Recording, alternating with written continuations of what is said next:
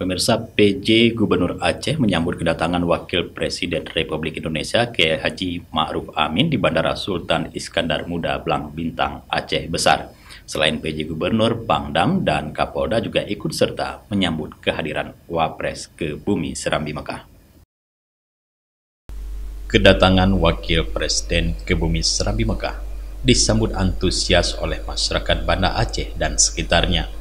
Dalam kegiatan kunjungan kerja Wakil Presiden tersebut, Kodam Iskandar Muda melaksanakan pengamanan di beberapa lokasi, di antaranya di Bandara Sultan Iskandar Muda, Masjid Raya Baitur Rahman Banda Aceh, dan UIN Araniri Banda Aceh.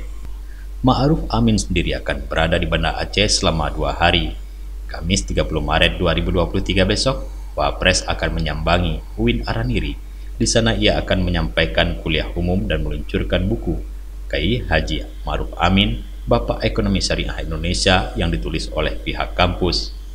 Dari Banda Aceh, Tim Liputan Aceh TV melaporkan.